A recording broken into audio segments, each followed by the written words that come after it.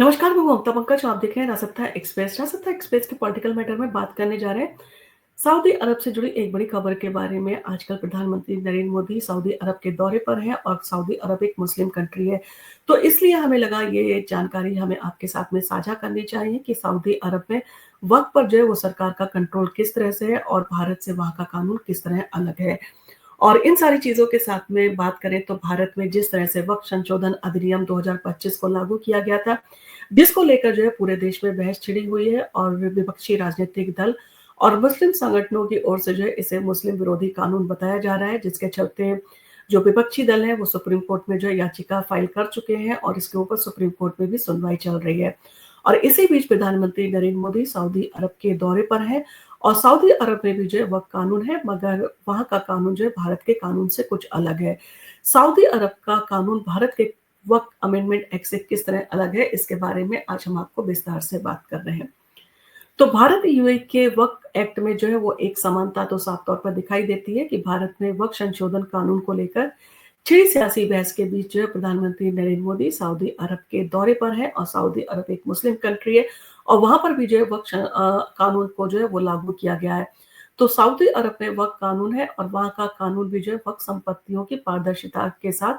उनके उपयोग और सुरक्षा को जो है सुनिश्चित करता है। मगर सऊदी अरब का वक़्त कानून भारत के कानून से जो है काफ़ी अलग है। सऊदी अरब और भारत के कानून में समानता सिर्फ़ एक ही है कि दोनों ही देशों के कानून में वक़्त संपत्तियों की खरीद-बिक्री के अलावा इनके गैर धार्मिक उपयोग पर जो है प्रतिबंध लगा हुआ है। इसके साथ ही साथ सऊदी अरब का जो वक़्त एक्ट है वो भारत से कितना भिन्न है, तो सऊदी अरब में जो वक़्त कानून है वह वक़्त संपत्तियों का जैसे मस्जिद, कब्रिस्तान, मदरसा, धार्मिक, सामाजिक सेवा कार्यों में जो है उनका उपयोग सुनिश्चित करता है, जिसका प्रबंधन सरकार की ओर से बनाई गई कमेटी के द्वारा किया जाता है। मगर सऊदी अरब का वक़्त कानून जो है वो शरिया से कंट्रोल होता है और इसके लिए वहाँ इस्लामिक मामलात मंत्रालय भी जो है बना हुआ है। भारत में वक़्त से जुड़े मुकदमों की सुनवाई वक़्त ट्रिब्यूनल में जो है वो की जाती है, जबकि सऊदी अरब में शरिया कोर्ट जो है वो इन सारे मामलों की सुनवाई करती है। सऊदी में जो है वो धार्मिक कानून के आधार पर जो है फैसले किए जाते हैं। इसके साथ ही साथ सऊदी अरब में जो है सरकार के पास वक़्त का जो है वो पूरा कंट्रोल है। भारत में वक़्त संपत्तियों के ऊपर जो है वक्फ बोर्ड जो है वो रजिस्टर होती है। यानी कि भारत में जो वक़्त संपत्तियाँ हैं वो वक्फ बोर्ड के अंतर्गत जो है वो रजिस्टर होती हैं, जबकि सऊदी अरब में जो है वक़्त संपत्तियाँ सरकारी मंत्रालय में रजिस्टर होती हैं।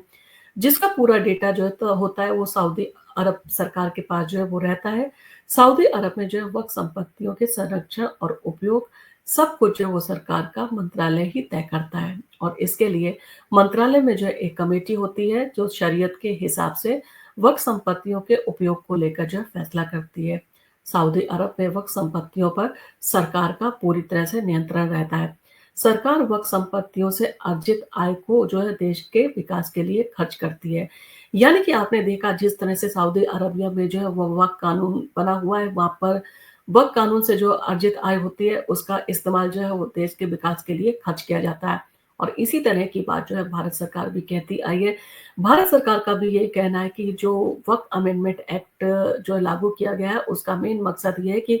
उससे अर्जित आय का उपयोग जो है वो गरीब मुस्लिमों के लिए, मजलूम महिलाओं के लिए और जो गरीब हैं, जो अपना इलाज नहीं कर पाते हैं, उनके लिए जो अस्पताल हैं वो बनवाए जाएँ, बाकी चीज़ों का जो है इस्तेमाल इन्हीं सारे कामों में जो किया जाए ताकि